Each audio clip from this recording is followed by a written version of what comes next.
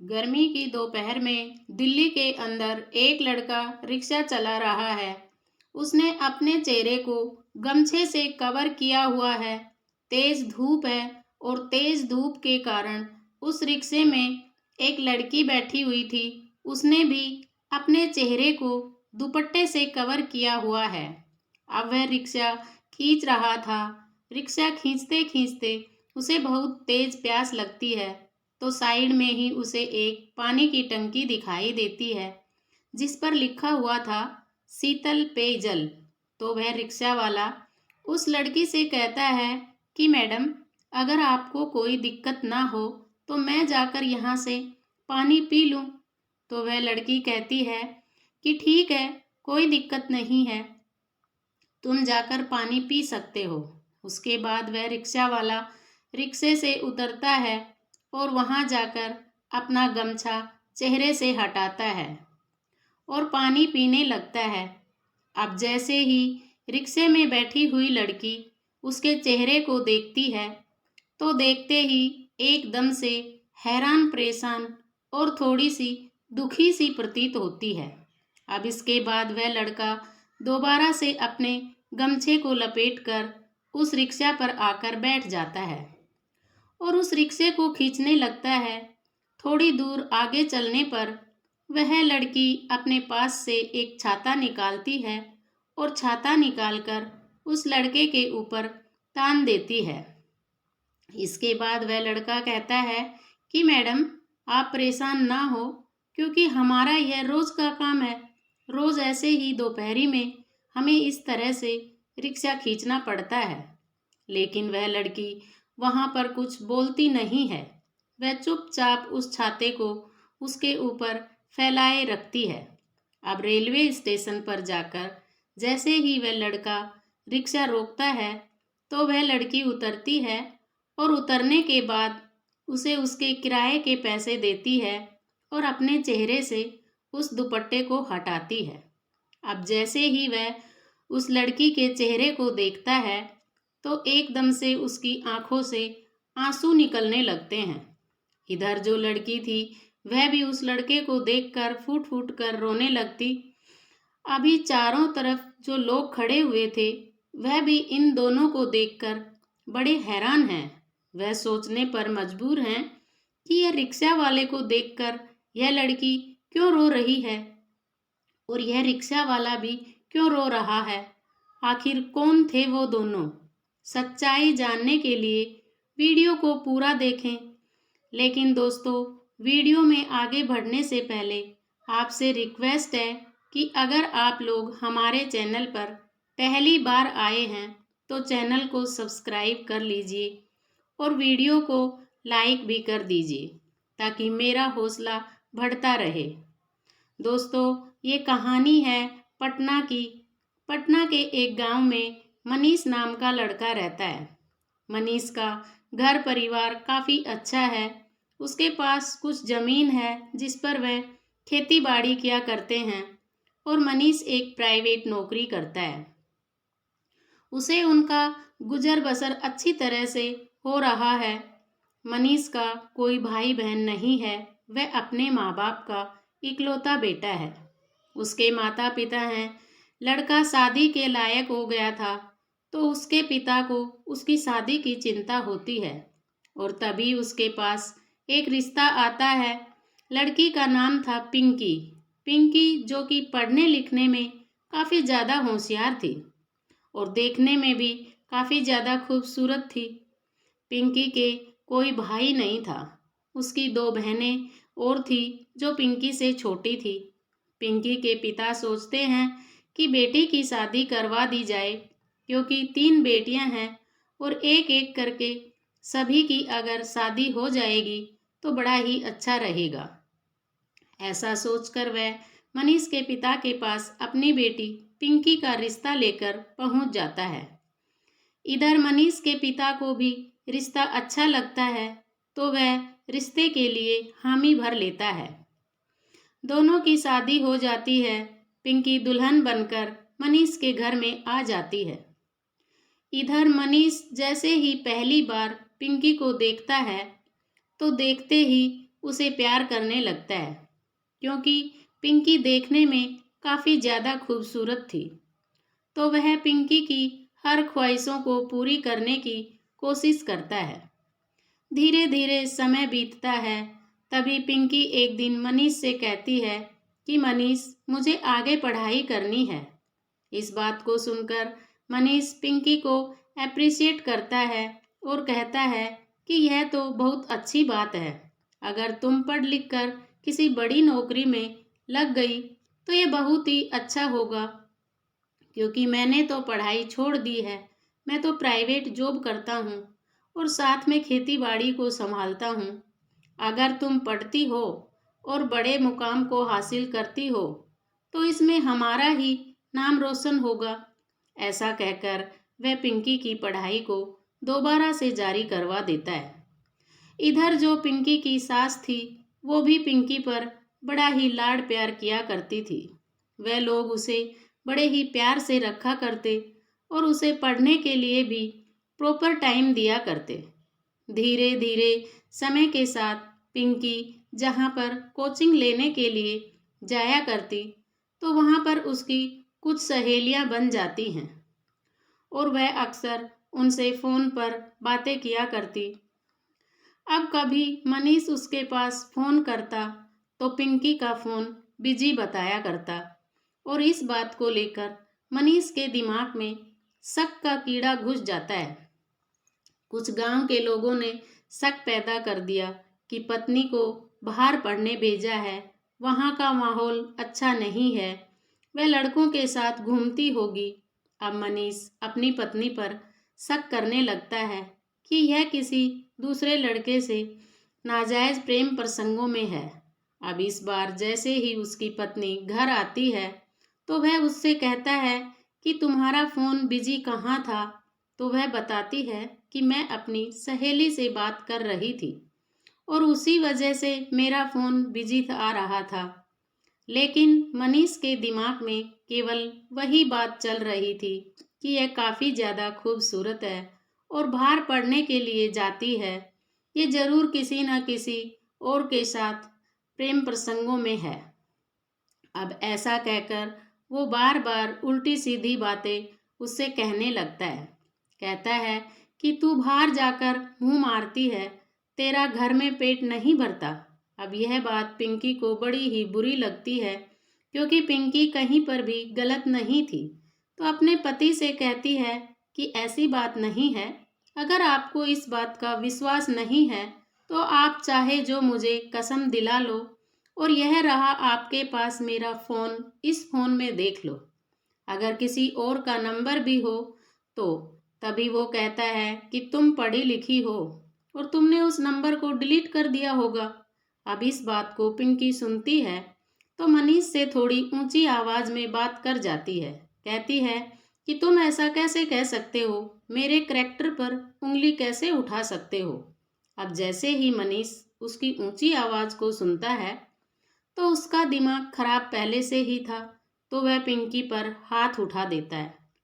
अब पिंकी एकदम से बौखला जाती है और अपने पिता को फ़ोन करती है और पूरी घटना अपने पिता को बताती है और कहती है कि पिताजी, इसके साथ अब मुझे एक सेकंड भी नहीं रहना। मैं अभी के अभी यहाँ से आ रही हूँ और अगर आप चाहते हो कि मैं इसी घर में रहूँ तो ये अब संभव नहीं है, क्योंकि इसने मेरे करैक्टर पर उंगली उठाई है और मैंने ऐसा कुछ भी नहीं किया और जो काम मैंने किया नहीं है उसके लिए भला मैं सज़ा क्यों भुगतूं। ऐसा कहकर वह फ़ोन काट देती है और अपने सामान को बांधकर सीधा अपने मायके चली जाती है। उधर उसका पिता उसे समझाने की कोशिश करता है, लेकिन अपने पिता से साफ इनकार कर देती है। कहती है कि पिताजी, जो लड़का मुझे अच्छी तरह से समझ नहीं सकता उसके साथ रहने से क्या फ़ायदा।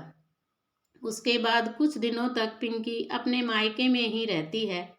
इधर मनीष भी गुस्सा होकर अपने घर पर बैठा रहता है। धीरे धीरे समय बीतता है और समय बीतने के साथ साथ पिंकी तलाक का केस कोर्ट में फाइल कर देती है।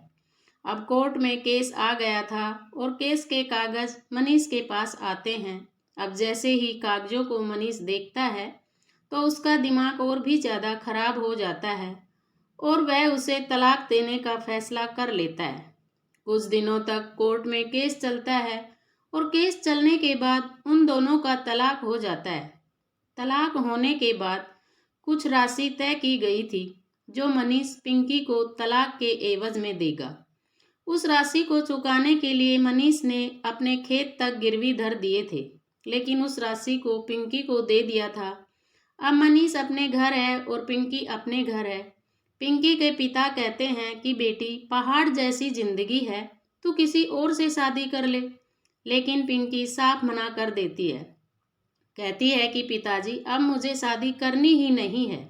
आगे भी कोई ऐसा लड़का मिलेगा जो मेरे करैक्टर पर उंगली उठाएगा, तो इस वजह से मुझे अब किसी से शादी नहीं करनी है। मैं पढ़ना चाहती हूँ और पढ़ लिख कर एक अच्छी सी सरकारी नौकरी प्राप्त करना चाहती हूँ। इसके बाद उसके पिता कई बार उससे कहते हैं, लेकिन वो मना कर देती है और वह अपनी पढ़ाई को जारी रखती है। धीरे धीरे समय बीतता है और उसके तलाक को लगभग 3 साल हो गए थे।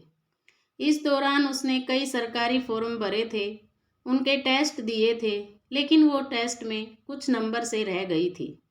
अब वह धीरे धीरे मेहनत करती रहती है और मेहनत उसकी रंग लाती है। एक दिन उसको पता चलता है कि उसने एसडीएम का टेस्ट क्लियर कर लिया है।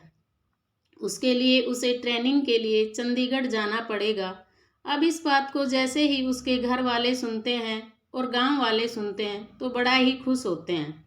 खुशियां मनाते हैं कि हमारे गांव की लड़की एसडीएम बनने वाली है। अब उसके बाद पिंकी ट्रेनिंग पर जाती है तो अपने घर से दिल्ली के लिए बस पकड़ती है और वहां पर जाकर बस स्टैंड पर उतर जाती है और वहां से उसे रिक्शा करना था और रिक्शे से उसे रेलवे स्टेशन जाना था। रेल में बैठकर उसे चंडीगढ़ जाना था। इसके बाद दोस्तों, वह बस स्टैंड पर खड़ी हुई है। गर्मियों के दिन है। दोपहरी की वजह से उसने अपने चेहरे को अपने दुपट्टे से कवर कर लिया। वहां पर खड़ी होकर वह रिक्शा का वेट कर रही है। तभी एक रिक्शा वाला आता है। वह उसको रोकती है और पूछती है कि मुझे रेलवे स्टेशन जाना है, कितने रुपए लोगे? वह कहता है कि मैं तो 150 रुपये लूँगा। तभी उस रिक्शे वाले से मना कर देती है और कहती है कि यह रुपए तो बहुत ज़्यादा हैं। उसके बाद दूसरा रिक्शा वाला आता है। वह 100 रुपये बताता है। उसके बाद एक रिक्शा वाला दूर खड़ा हुआ था। वह सब कुछ देख रहा था। उसने भी अपने चेहरे पर गमछा लपेटा हुआ था। तो वह अपने रिक्शे को लेकर वहां पर आता है और कहता है कि मैडम, आपको कहाँ जाना है? तो वह बताती है कि मुझे तो रेलवे स्टेशन जाना है, तुम कितने पैसे लोगे? तो रिक्शा वाला कहता है कि मैडम, जो आपको अच्छा लगे वो दे देना। लेकिन वो कहती है कि नहीं, ऐसे नहीं, तुम पहले बताओ कि तुम कितने पैसे लोगे।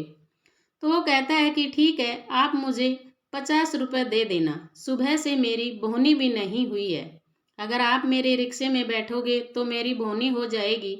उसके बाद वह लड़की उस रिक्शे में बैठ जाती है। रिक्शा चालक, जिसने अपने चेहरे को गमछे से कवर कर रखा था, वह रिक्शा को चलाता है। बहुत तेज गर्मी पड़ रही थी। तभी रास्ते में उसे पेयजल की टंकी दिखाई देती है और वह उस लड़की से कहता है कि मैडम, अगर आपको कहो तो मैं यहाँ से पानी पी आऊँ। तो उसके बाद पिंकी कहती है कि ठीक है, आप पानी पी आओ, वैसे भी अभी मेरी ट्रेन को आने में काफ़ी देर है। उसके बाद वह लड़का जाता है और वहाँ जाकर अपना गमछा हटाता है। जैसे ही पिंकी की निगाह उस लड़के पर पड़ती है तो उसके चेहरे को देखकर वह भीतर ही भीतर रोने लगती है। उसके बाद वह लड़का वहाँ से आता है, अपने चेहरे पर दोबारा से गमछा लपेट लेता है और रिक्शा को खींचने लगता है। दोस्तों, वह लड़का और कोई नहीं, वह वही मनीष था जिसने उसे तलाक दे दिया था।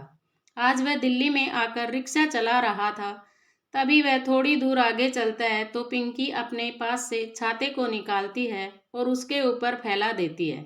जैसे ही छाता उसके ऊपर लगाया गया था तो उसको ठंडक मिलती है। तो वो कहता है कि मैडम, आप क्यों परेशान हो रही हो? हमारा तो ये रोज़ का काम है और रोज़ हमें इसी तरह दोपहरी में रिक्शा खींचना पड़ता है। अब उसके बाद पिंकी कुछ बोलती नहीं है क्योंकि वो अंदर ही अंदर बहुत रो रही थी। अब जिस स्टेशन पर उसे पहुंचना था वहां पर जाकर उसने रिक्शे को रोक दिया था और उसके बाद वह रिक्शे से उतरता है। तभी पिंकी भी उस रिक्शे से उतरती है और उतरने के बाद उसके हाथ में 100 रुपये दे देती है। उसके बाद वह अपने चेहरे से उस दुपट्टे को हटाते रिक्शा खींच रहा था। वह उसे देखते ही एकदम से भावुक सा हो जाता है और उसकी आंखों से आंसू निकलने लगते हैं। अब जैसे ही पिंकी उसकी ऐसी हालत देखती है तो उसकी भी आंखों से आंसू निकलने लगते हैं। चारों तरफ जो लोग थे वो उन दोनों को देखकर बड़े असमंजस में हैं, क्योंकि एक रिक्शा वाला और एक उसकी पैसेंजर दोनों एक दूसरे को देखकर खड़े खड़े रो रहे हैं। आखिर क्या बात है? तभी दोस्तों पिंकी कहती है मनीष से कि मनीष, अगर तुम्हारे पास टाइम हो तो थोड़ी देर हम बैठकर बातें कर सकते हैं। क्योंकि पिंकी के दिमाग में चल रहा था कि ऐसी क्या मुसीबत आन पड़ी जो इसे यहाँ पर रिक्शा खींचना पड़ रहा है। उसके बाद मनीष उसके साथ जाकर स्टेशन के बाहर कुर्सियों पर वो दोनों बैठ जाते हैं, एक दूसरे से बातें करने लगते हैं। तभी पिंकी मनीष से कहती है कि मनीष, ऐसी क्या मजबूरी आन पड़ी जो तुम यहाँ पर आकर रिक्शा चलाने लगे। उसके बाद मनीष कहता है कि पिंकी, यह सब कुछ तुम्हारी ही देन है। तुम्हें जो तलाक में हमने रकम दी थी उस रकम को देने के लिए मैंने अपनी जमीन को गिरवी रख दिया था और मैं नौकरी करता था, उससे घर का भरण पोषण ही हो रहा था। तो मैंने सोचा क्यों ना दिल्ली जाकर पैसे कमाए जाएं और अपनी जमीन को छुड़ाया जाए। अब इस बात को सुनकर पिंकी और ज्यादा परेशान हो जाती है और वह कुछ सोचने लगती है। तभी मनीष उससे पूछता है कि पिंकी, तुम कहाँ जा रही हो। उसके बाद पिंकी बताती है कि मैं एसडीएम बन गई हूँ, चंडीगढ़ में जाकर मुझे ट्रेनिंग करनी है। अब जैसे ही मनीष इस बात को सुनता है तो उसे झटका सा लगता है और वह पिंकी से माफ़ी मांगने लगता है। कहता है कि पिंकी, मुझे माफ़ कर दो, मुझसे बहुत बड़ी गलती हो गई। तुम्हारी तो कोई गलती भी नहीं थी और मैंने तुम्हें तलाक दे दिया। जब तुमने तलाक के पेपर भेज दिए थे और जैसे ही मैंने तलाक के पेपर देखे तो उसके बाद मुझे गुस्सा आ गया। मैं सोचने लगा कि इतनी छोटी सी बात पे भला कौन रूठ कर तलाक देता है। उसी अहंकार के कारण मैंने तुम्हें तलाक दे दिया था। जिस दिन से मेरा और तुम्हारा तलाक हुआ है उसके बाद मैं हर रोज़ तुम्हारे बारे में सोचा करता हूँ और इस बात को सोच सोच कर परेशान रहता हूँ कि मैंने अपने हंसते खेलते परिवार को उजाड़ दिया। अब तुम वैसे भी एसडीएम बन गई हो तो हमारा तुम्हारा मेल ही क्या होगा, लेकिन हो सके तो मुझे माफ़ कर देना। उसके बाद पिंकी कहती है कि ठीक है, कोई बात नहीं, मैंने तुम्हें माफ़ कर दिया। और वह एक पर्ची पर अपना नंबर लिखती है और कहती है कि यह लो मेरा फ़ोन नंबर, अगर तुम्हें कभी भी ऐसा लगे कि तुम्हें मुझसे बात करनी चाहिए तो तुम मुझे बेझिझक फ़ोन कर सकते हो। मैं अब इस ट्रेन से जा रही हूँ क्योंकि मुझे अपनी ट्रेनिंग कंप्लीट करनी है और बाद में तुम फ़ोन से मुझसे बात कर लेना। उसके बाद पिंकी उस ट्रेन में बैठकर दुखी मन से चंडीगढ़ पहुँच जाती है और वहाँ जाकर अपने रूम में जाकर आराम करने लगती है। शाम के समय मनीष पिंकी के पास फ़ोन करता है और बातों ही बातों में उन दोनों को एहसास होता है कि उन दोनों ने जो भी किया है वह बहुत ही गलत किया है, ऐसा उन्हें नहीं करना चाहिए था। तो पिंकी अब मनीष से कहती है कि मनीष, अब तुम रिक्शा मत चलाओ, तुम यहाँ पर मेरे पास चंडीगढ़ आ जाओ और मैं यहाँ पर तुम्हें एक अच्छी सी नौकरी दिला दूंगी। अब इस बात को जैसे मनीष सुनता है तो वह उस रिक्शे को जमा करता है, क्योंकि उस रिक्शे को वो किराए पर चलाया करता था। तो मनीष उस रिक्शे को जमा करने के बाद सीधा चंडीगढ़ पहुँचता है पिंकी के पास और दोनों एक ही साथ रहने लगते हैं। अब दोनों को पछतावा होता है कि इतनी छोटी सी बातों के ऊपर हमने अपने घर को बर्बाद कर लिया। ऐसा करना बिल्कुल सही नहीं था। तो दोनों एक दूसरे से कह देते हैं कि हम दोनों को अब शादी कर लेनी चाहिए। उसके बाद पिंकी और मनीष एक मंदिर में जाकर एक दूसरे से शादी कर लेते हैं और दोनों अपने अपने घर वालों को बताते हैं कि हम दोनों ने दोबारा से शादी कर ली है। इसके बाद पिंकी की पोस्टिंग हो जाती है और पोस्टिंग होने के बाद पिंकी मनीष के साथ हंसी खुशी रहा करती है। अब कुछ दिनों बाद उन्हें एक बच्चा भी हो जाता है और उस बच्चे को लेकर वो लोग अपने गांव जाते हैं और वहाँ जो भी इस बात को सुनता है वह बड़ा ही खुश होता है, क्योंकि आखिरकार उन दोनों ने अपना घर दोबारा से बसा लिया था। अब पिंकी अच्छा पैसा कमाती है और अपनी दोनों बहनों की शादी भी बड़ी ही धूमधाम से करती है। अब वो लोग हंसी खुशी एक साथ मिलजुल कर रहते हैं। तो दोस्तों, यह थी कहानी जहाँ पर एक परिवार पहले तो उजड़ा और उजड़ने के बाद दोबारा से बस गया। अब हंसी खुशी वो लोग एक दूसरे के साथ रहते हैं। आपको कैसी लगी कहानी कमेंट सेक्शन में ज़रूर बताना। दोस्तों, वीडियो अच्छी लगी तो वीडियो को लाइक शेयर और चैनल को सब्सक्राइब ज़रूर करें। आप सभी लोगों का बहुत बहुत धन्यवाद। जय श्री श्याम।